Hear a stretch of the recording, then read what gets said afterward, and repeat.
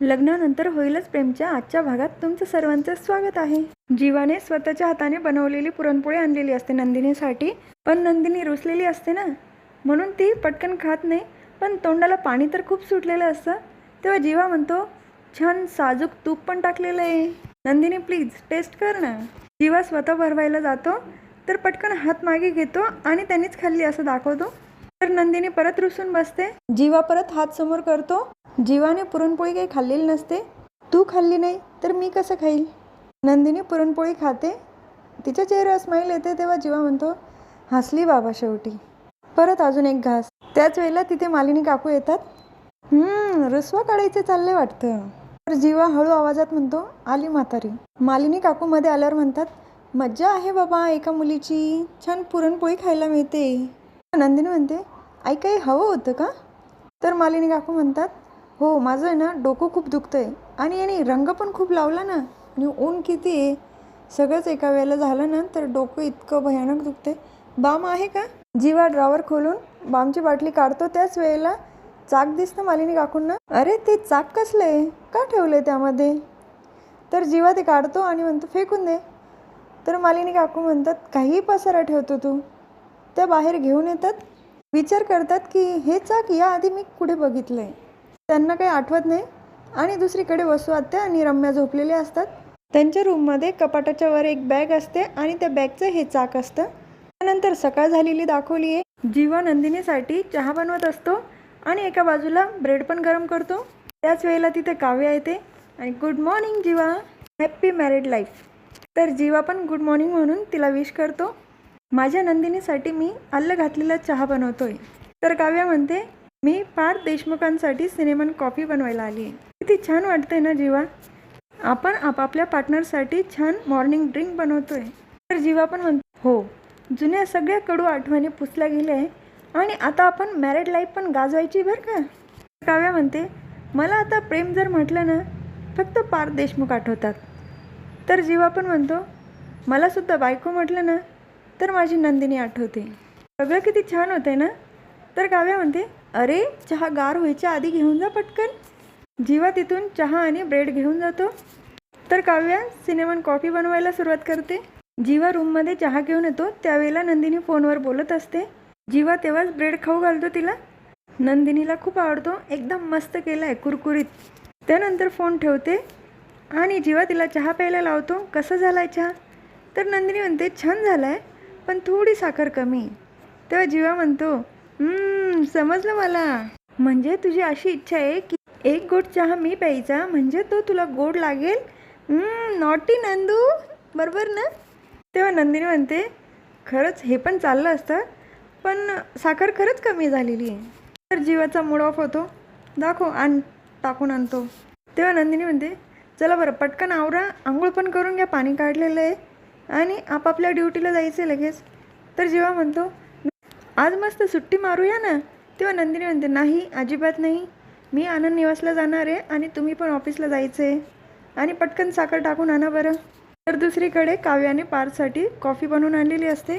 चला उठा पटकन, कॉफी आणली आहे, कॉफी प्या आणि पटकन ऑफिसला निघा. तेव्हा पार्थ म्हणतो, नाही आज मला असं वाटतंय ना मस्त सुट्टी मारावी, रविवारी कसं लोळत पडतो तसं लोळत पडावं आणि तुम्हाला कुठेतरी छान फिरायला घेऊन जावं, तुमची सगळी इच्छा पूर्ण करायची मला. काव्या म्हणते, माझी काय इच्छा होती सांगू, मला तुमच्याबरोबर रील तयार करायची. तर पार्थ म्हणतो, नेकी और रील. पटकन मोबाईल काढतो आणि दोघांची एक रील तयार करतात. तेव्हा पार्थ काव्याच्या डोक्यावर हात ठेवतो आणि म्हणतो, तुम्ही खुश तर आहात. तर काव्या म्हणते, नाही मी तुमच्यासोबत खूप खुश आहे. अरे मी अजून एक कप सिनेमन कॉफी बनवली होती, ती द्यायचीच विसरली. तर पार्थ म्हणतो, कोणासाठी. काव्या म्हणते, रम्यासाठी, मी आलीच हां देऊन. तिथून ती निघून जाते. तर रम्याच्या रूममध्ये वसू आत्या प्राणायाम करत असतात. त्याच वेळेला रम्या बॅग शोधत असते, खालीवर इकडे तिकडे बघते. अगं माझे नवीन कपडे येणार आहे म्हणून कपाटातले मी जुने कपडे त्या बॅगमध्ये भरते आणि नवे कपडे मी कपाटात ठेवणार आहे. वसू आत्यांची बॅग काढते ती. तेव्हा वसू आत्या काही देत नाही. तुझ्या बॅगमध्ये ठेव ना, ती बघ वरती आहे. रम्या बॅग खाली काढते. आई तुला माहिती आहे ही बॅग आपलं फ्युचर डॅमेज करू शकते. तर वसू आत्या म्हणतात, आपण या सगळ्या वस्तूंची विल्हेवाट लावायची का. त्याच वेळेला काव्या दरवाजाजवळ आलेली असते. कसली विल्हेवाट? तिला बघून तर दोघी पण घाबरतात. तर दुसरीकडे जीवा पसारा आवरत असतो आणि तिथे मालिनी काकू येतात. अगं नंदिनी, काय बघते? किती प्रभाव पडलाय तुझा? चक्क पसारेवाला पसारा आवरतोय. नंदिनी म्हणते, छे बाबा, पण आता काही मजा नाही राहिली ना. कसं आहे, एकाने पसारा करायचा, दुसऱ्याने आवरायचा, मग परत मी चिडली असती, मग त्यांनी मनवलं असतं. छान वाटतं ना हे सगळं. जीवा म्हणतो, तुम्हा बायकांचा नेमका प्रॉब्लेम काय आहे? पसारा केला तरी ओरडतात, नाही केला तरी पण रुसतात. तेव्हा मालिनी काकू म्हणतात, अरे हा बामगे माझा सापडला आहे, आणि हे चाक तू कुठून आणलं आहे? तेव्हा जीवा सांगतो, फार्म हाऊसवरून आणलं मी, असं जिन्यामध्ये दिसलं म्हणून मी खिशात टाकलं आणि ते घरी आलं. तर मालिनी काकू म्हणतात, मी हे चाक कुठेतरी बघितलं आहे पण मला आठवत का नाही. तर काव्या रूममध्ये येते. अगं रम्या, तुझ्यासाठी कॉफी आणली होती, पार्थसाठी बनवली म्हणून तुला पण आणली. तेव्हा रम्या थँक्यू म्हणते आणि तिला बसायला सांगते. तर वसू आत्या मनातच म्हणतात, ही हिला बसायला का सांगते? या बॅगमध्ये काय हिला माहीत नाही का? तर काव्या म्हणते, नाही नको, मी जाते. पण मग तू लग्नामध्ये इतकं छान सहभागी झाली ना, त्याबद्दल मी तुला थँक्स पण नाही म्हटली. तेव्हा रम्या म्हणते, अगं त्याच्यात थँक्स काय म्हणायचं, मी हे सगळं पार्थसाठी केलं आहे. तर काव्याला प्रश्न पडतो की हे असं का बोलली. तेव्हा रम्या म्हणते, म्हणजे मी मूव ऑन झाली आहे असं त्याला दाखवण्यासाठी मी हे सगळं केलं आहे. पार्थ किचनमध्ये कप धुवत असतो. त्यावेळेला त्याच्या डोक्यामध्ये काव्याचा विचार असतो की रम्याबद्दल काव्याचं मत किती बदललं आहे. तिथे नंदिनी येते आणि ते म्हणते, काव्याने तुम्हाला सकाळी सकाळी कामाला लावलं. तेव्हा पार्थ नाही म्हणतो, कॉफी करून आणली होती आणि मी कप धुतला फक्त. तर नंदिनी म्हणते, तुम्हाला धुवू दिला? काव्य कुठे? तर पार्थ सांगतो, रम्याला कॉफी द्यायला गेली. तर हे ऐकून नंदिनीला पण वेगळंच वाटतं. तर पार्थ म्हणतो, त्या खूप पटकन विश्वास ठेवताय रम्यावर, आणि रम्या विश्वास ठेवण्यासारखी नाही आहे. तर तिथे मिथून काका येतात आणि एक कोड्याचं उत्तर विचारतात. तेव्हा दोघं पण एकाच वेळेला उत्तर सांगतात, केसाने गळा कापणे. तर दुसरीकडे काव्या रम्याला विचारते, ही बॅग. रम्या आणि वसू आत्या तर खूप घाबरतात. त्यांना वाटतं आता काव्या ही बॅग उघडून बघते की काय. काव्या म्हणते, अगं माझ्या आईने पण माझ्यासाठी आणि नंदिनी ताईसाठी काही सामान पाठवलं बॅगमध्ये, ती उघडायचीच विसरली, असं म्हणून तिथून निघून जाते. तर वसू आत्या म्हणतात, आपण आजच विल्हेवाट लावली पाहिजे या बॅगची. तर मालिनी काकू त्यांच्या रूममध्ये विचार करत असतात की हे चाक नक्की कुठे बघितलं. त्याच वेळेला तिथे विक्रम काका येतात. मालिनी काकू त्यांना पण विचारतात, हे चाक कुठे बघितलं का तुम्ही? एखादं कोडं सुटेल त्यातनं.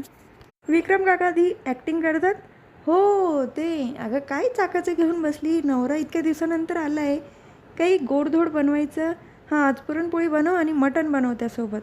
मालिनी काकू किचनमध्ये जातात. त्याच वेळेला मिथून काका त्यांना विचारतात, अहो वहिनी, मला या कोड्याचं उत्तर सांगा बरं. तर मालिनी काकू पायरी असं उत्तर सांगतात. त्याच वेळेला काव्या बॅग घेऊन वर चाललेली असते. तिच्या हातातनं बॅग सुटते. तर मालिनी काकूंना आठवतं की रम्या आणि वसू आत्या जेव्हा घरी आल्या होत्या त्यांच्याकडनं पण अशीच बॅग खाली पडली होती आणि त्या बॅगला पण एक चाक नव्हतं. तर संध्याकाळच्या जेवणासाठी सगळे बसलेले असतात आणि विक्रम काका म्हणतात, अरे तुझी आई कुठे आहे? जेवणासाठी सगळे थांबले, बोलव तिला पटकन. तर मिथून काका म्हणतात, मालिनी वहिनी वसूताईंना बोलवायला गेलं आहे जेवायला. रम्याला तर खूप टेन्शन आलेलं असतं. तर मालिनी काकू वसू आत्यांच्या रूममध्ये असतात. अहो वसूताई, जेवायला उशीर होतो आहे ना, म्हणून मी तुम्हाला बोलवायला आली. तर वसू आत्या म्हणतात, अगं मी आली असती ना, तू कशाला आली? दोघी खाली जायला निघतात. त्याच वेळेला मालिनी काकू मागे वळून बघतात. तर वसू आत्या म्हणतात, काय का येते ना तू? तर मालिनी काकू म्हणतात, पाण्याचा आवाज येतो आहे का? तेव्हा वसू आत्या म्हणतात, हो आमच्या बाथरूमच्या नळाचं आहे ना, पाणी सारखं टपकतं आहे, थांब मी बंद करून आली. तेव्हा मालिनी काकू म्हणतात, रम्या वाट बघते जेवायला, तुम्ही जा, मी आली बंद करून. वसू आत्या तिथून निघून जातात. तर मालिनी काकू रूममध्ये शोधाशोध करतात. त्यांना समोरच्या बाजूला बॅग दिसते. त्या बॅग उघडून बघतात. तर खूप मोठा धक्का बसलेला असतो त्यांना. आपल्याला काही दाखवलं नाही त्यामध्ये काय ते. तर वसू आत्या खाली आलेल्या असतात आणि रम्या विचारते, अगं मामी का नाही आली? मामीला घेऊन यायचं ना. कारण रम्याला खूप टेन्शन आलेलं असतं, मामी वरती रूममध्ये म्हणजे नक्की काहीतरी शोधाशोध करेल, थांब मी घेऊन आली मामीला. तर काव्य पण म्हणते, अगं रम्या बस, जेवत्या ताटावरून कुठे उठते तू आता? तर विक्रम काका पण म्हणतात, बस रम्या बस, येईल मालिनी. तर वसू आत्या आणि रम्यामध्ये इशारे चालू असतात. मिथून काका पण म्हणतात, अगं रस्ता माहिती आहे मामीला, काय हरवणार आहे का? तर विक्रम काका म्हणतात, बाकी सगळं ठीक झालं आता, पण तो 16 डिसेंबरचा दिवस कोणी घडून आणला. त्याच वेळेला तिथे मालिनी काकू येतात आणि त्या म्हणतात मी सांगते. सगळेच त्यांच्याकडे मागे वळून बघतात. त्यांच्या हातामध्ये बॅग असते. वसू आत्या आणि रम्याच्या तर चेहऱ्याचा कलरच उडालेला असतो. सगळे उठून जातात तेव्हा मालिनी काकू ती बॅग खाली फेकतात आणि वसू आत्या आणि रम्या यांचं नाव घेतात. सगळ्यांना तर खूप मोठा धक्का बसतो. त्या बॅगमधलं सामान बघून काव्या म्हणते रम्या हे तू केले सगळं. तर जीवा पण म्हणतो वसू आत्या हे सगळं तू घडून आणलं. तर हा भाग इथेच संपतो. पुढील भागात बघायला मिळतं की वसू आत्या म्हणत असतात मी काहीही केलेलं नाही आहे त्या दिवशी. तर रम्या सर्व आरोप वसू आत्यांवर लावते.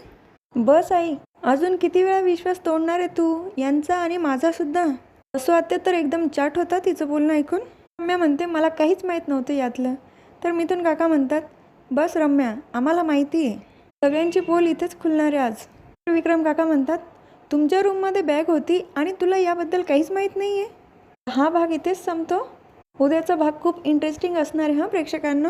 उद्याचा धमाका तुम्हाला परत बघायचा असेल तर उद्या पुन्हा भेटूया. लग्नानंतर होईलच प्रेमच्या पुढच्या व्हिडिओमध्ये. तोपर्यंत लाईक शेअर सबस्क्राईब करायचं आणि बेल आयकॉन दाबायला तर विसरायचं नाही. Tata bye and take care.